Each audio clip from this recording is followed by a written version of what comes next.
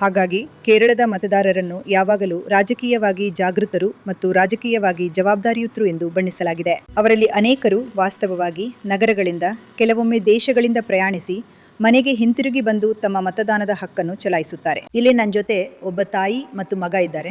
ಇವರು ಕೂಡ ತಮ್ಮ ಮತ ಚಲಾಯಿಸಲು ತ್ರಿಶೂರ್ನಿಂದ ಪ್ರಯಾಣಿಸಿ ಬಂದಿದ್ದಾರೆ. ಮೇಡಮ್, ನೀವು ಇಲ್ಲಿ ಮತ ಚಲಾಯಿಸಲು ಸಾಧ್ಯವಾಗಲಿ ಎಂದು ನಿಮ್ಮ ಮಗ ನಿಮ್ಮೊಂದಿಗೆ ಇಷ್ಟು ದೂರ ಪ್ರಯಾಣಿಸಿ ಬಂದಿದ್ದಾರೆ. ನಿಮ್ಮ ಅನಿಸಿಕೆ ಏನು? ನಾನು ಅವನಿಗೆ ತುಂಬಾ ಕೃತಜ್ಞಳಾಗಿದ್ದೇನೆ.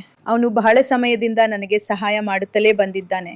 ಪ್ರತಿ ವರ್ಷ ಅಂದ್ರೆ ಪ್ರತಿ ಚುನಾವಣೆಯ ಸಮಯದಲ್ಲಿ ಅವನು ನನಗೆ ಸಹಾಯ ಮಾಡ್ತಾನೆ. ಯಾಕೆಂದ್ರೆ ನನಗೆ ದೃಷ್ಟಿ ಸಮಸ್ಯೆ ಇದೆ ಮತ್ತು ಹೌದು, ನನಗೆ ಮತ ಚಲಾಯಿಸಲು ಮತ್ತು ವ್ಯಕ್ತಪಡಿಸಲು ಸಾಧ್ಯವಾಗುತ್ತಿರುವುದು ಒಂದು ಸೌಭಾಗ್ಯ ಎಂದು ಭಾವಿಸುತ್ತೇನೆ.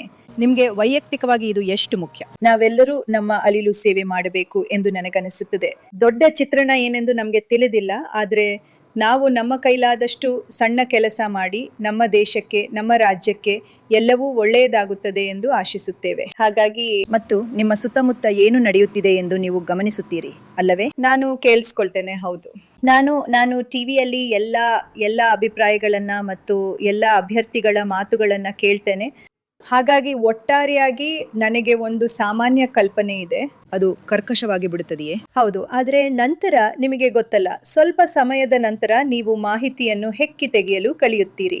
ಹಾಗಾಗಿ ನೀವು ಒಂದು ರೀತಿಯಲ್ಲಿ ನೀವು ನಂಬುವಂತಹ ಒಂದು ನಿರ್ದಿಷ್ಟ ವಿಚಾರಧಾರೆಯನ್ನ ಅನುಸರಿಸ್ತೀರಿ ಮತ್ತು ಪ್ರಯತ್ನಿಸ್ತೀರಿ. ಸರಿ, ನೀವು ಮೊದಲ ಬಾರಿಯ ಮತದಾರರು. ನಿಮ್ಮ ಆಲೋಚನೆಗಳು ಏನಿದ್ದವು ಮತ್ತು ನೀವು ಜಾಗೃತರಾಗಿದ್ದೀರಿ ಅಥವಾ ನಿಮ್ಮಂತಹ ಯುವಕರು ಸಾಮಾನ್ಯವಾಗಿ ತಮ್ಮನ್ನು ತಾವು ಜಾಗೃತವಾಗಿರಿಸಿಕೊಳ್ಳುತ್ತಾರೆ ಎಂದು ನಿಮಗೆ ಅನಿಸುತ್ತದೆಯೇ? ನೀವು ಅದು ಅಲ್ಲದೆ ವೈದ್ಯಕೀಯ ವಿದ್ಯಾರ್ಥಿ, ಹಾಗಾಗಿ ಪುಸ್ತಕಗಳನ್ನು ಬಿಟ್ಟು ಬೇರೆ ಯಾವುದಕ್ಕೂ ಸಮಯವೇ ಸಿಗುವುದಿಲ್ಲ. ನಾನು ಅಭ್ಯರ್ಥಿಗಳ ಬಗ್ಗೆ ಅಷ್ಟೊಂದು ನನ್ನನ್ನ ಜಾಗೃತನಾಗಿರಿಸಿಕೊಂಡಿಲ್ಲ.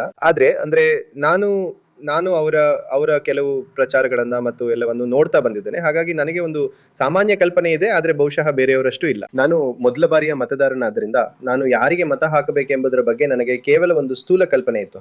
ಹಾಗಾದ್ರೆ ನೀವು ನಿಮ್ಮ ಅಮ್ಮನ ಜೊತೆಯೂ ಚರ್ಚಿಸುತ್ತೀರಾ? ಏನು ಯಾವ ಸಿದ್ಧಾಂತಗಳು? ಹೌದು. ಹಾಗಾಗಿ ನನ್ನ ವೈಯಕ್ತಿಕ ದೃಷ್ಟಿಕೋನಕ್ಕೆ ಯಾವುದು ಅತಿ ಹೆಚ್ಚು ಹೊಂದಿಕೆ ಆಗತ್ತೆ ಎನ್ನುವಂತಹ ಒಂದು ಸಾಮಾನ್ಯ ಸಿದ್ಧಾಂತ ಅಷ್ಟೇ. ಹಾಗಾಗಿ ನೀವು ವೋಟ್ ಮಾಡುವಾಗ ನಿಮ್ಮ ಆಲೋಚನೆಗಳು ಏನಾಗಿದ್ದವು? ನೀವು ಯಾವುದರ ಬಗ್ಗೆ ಯೋಚಿಸುತ್ತಿದ್ದೀರಿ? ಕೇರಳದ ಯುವಕರಾಗಿ ನಿಮಗೆ ಮುಖ್ಯವಾದ ವಿಷಯಗಳು ಯಾವುವು?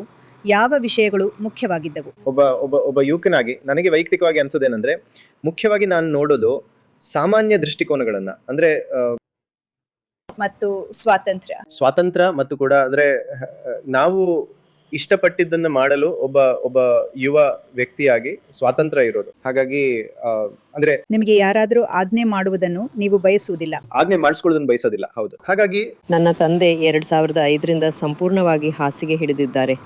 ನನಗೆ ವೋಟ್ ಮಾಡುವುದು ಮುಖ್ಯ. ಅದಕ್ಕಾಗಿಯೇ ಅಚ್ಚನವರನ್ನು ಇಲ್ಲಿಗೆ ಕರೆತಂದಿದ್ದು ಕೇವಲ ಅದಕ್ಕಾಗಿಯೇ. ಆದ್ದರಿಂದ ನಾನು ಇಲ್ಲಿದ್ದೇನೆ. ತುಂಬಾ ಚೆನ್ನಾಗಿದೆ. ಹಾಗಾಗಿ ಇದು ಕೇರಳದ ಮತದಾರರು ತೋರಿಸುವ ಒಂದು ರೀತಿಯ ಬದ್ಧತೆ.